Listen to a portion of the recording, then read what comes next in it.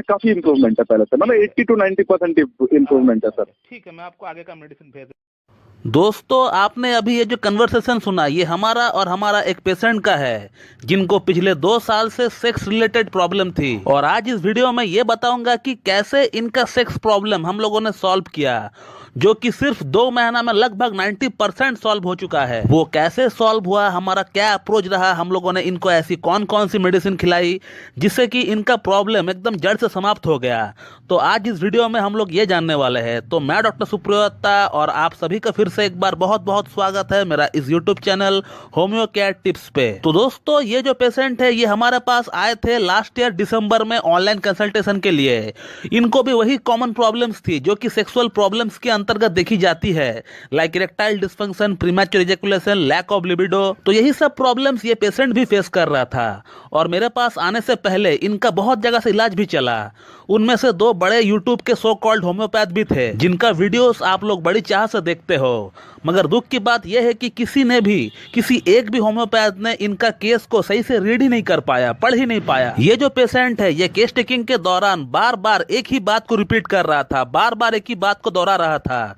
उस पर अगर कोई एक भी होम्योपैथ ने गौर फरमाया होता तो ये जो पेशेंट है ये कब का ठीक हो गया होता और इनको मेरे पास आने की नौबत ही नहीं आती। दोस्तों, ये जो पेशेंट है इनको आज से 3 साल पहले ट्यूबरकुलोसिस यानी टीबी हुआ था। और टीबी होने का बाद से ही इनको जितने भी सेक्स संबंधित प्रॉब्लम्स है वो स्टार्ट हुआ। उससे पहले ये पेशेंट बिल्कुल फिट एंड फाइन थे। ये पेशेंट बार बार दोहरा रहा था कि मुझे ये प्रॉब्लम्स नहीं थी, लेकिन जब से मुझे टीबी हुआ उसके बाद से ही मुझे ये प्रॉब्लम्स डेवलप हुई है। और उसी के बाद इनको स्टैमरिंग यानी हकलाने का प्रॉब्लम भी स्टार्ट हो गया, जो कि ये पहले नहीं हकलाया करता था। तो सेक्स प्रॉब्लम और स्टैमरिंग ये दोनों ही स्टार्ट हुआ टीबी होने का बाद से, पहले इनको नहीं थी। और जब मैं इस पेशेंट का केस टेकिंग कर रहा था इस बात को इन्होंने कम से कम 10 बार दोहराया कि सर मैं इससे पहले बिल्कुल भी ठीक था, मुझे कोई भी शारीरिक प्रॉब्लम नहीं थी, लेकिन जब से मुझे टीबी हुआ है उसके बाद से ही ये सारी प्रॉब्लम्स डेवलप हुआ है। और इसी बात से मुझे इस पेशेंट का प्रॉब्लम का जो जड़ था, जो रूट कॉज था, वो मुझे दिख गया था। और वो जड़ है side effect of anti tubercular medication. यानी जब इनको टीबी हुआ था और टीबी के लिए जब इनको एंटी ट्यूबरकुलर मेडिसिन दी गई थी, उसी इंग्लिश मेडिसिन का ये साइड इफेक्ट है। तो अगर आज मेरा ये वीडियो कोई होम्योपैथ देख रहा है तो हमेशा एक चीज को याद रखे, when you ever come across patient who have suffered from bad effects of anti tubercular medication,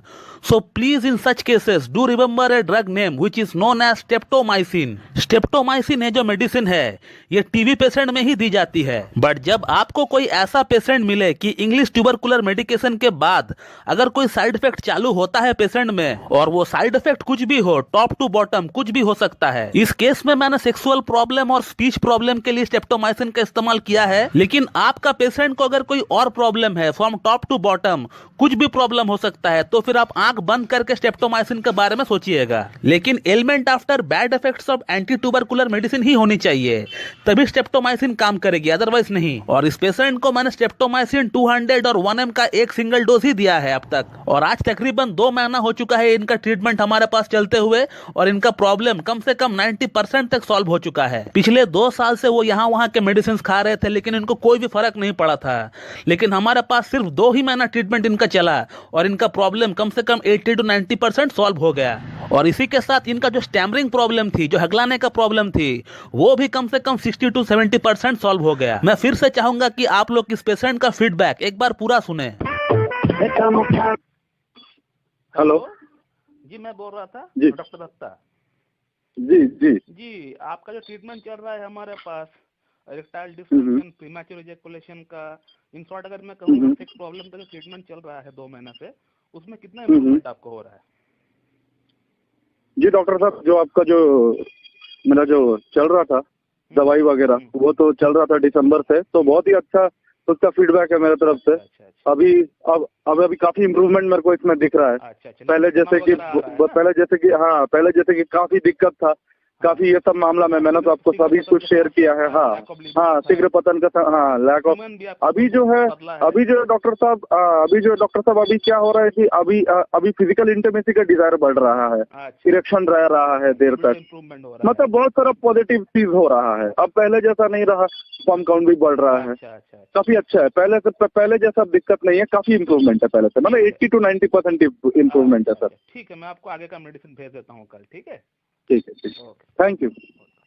और इस महीना मैंने इस पेशेंट को स्ट्रेप्टोमाइसिन 10 mg का एक सिंगल डोज अभी तक दे दिया है। तो इस वीडियो में आपने ये देखा कि कैसे एक सटीक होम्योपैथिक ट्रीटमेंट की मदद से सिर्फ 2 ही महीनों में impotency, erectile dysfunction, premature ejaculation, lack of libido, semen की क्वालिटी सभी में इंप्रूवमेंट लाया गया है। जबकि किताब में कहीं पर भी स्ट्रेप्टोमाइसिन के बारे में ये नहीं बताया गया है कि ये सेक्सुअल स्पेयर में काम करती है। तो यही है क्लासिकल होम्योपैथी, यही है इसकी खासियत, यही है इसकी सुंदरता।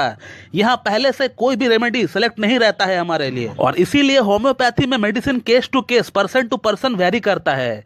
Fixity of ideas doesn't work in homeopathy. जब भी कोई पेशेंट आता है तो हमें नई तरीके से फिर से स्टार्ट करना पड़ता है उसके लिए। तो दोस्तों, मैं इस वीडियो को यहीं पे एंड करता हूं। So thank you very much and have a good day.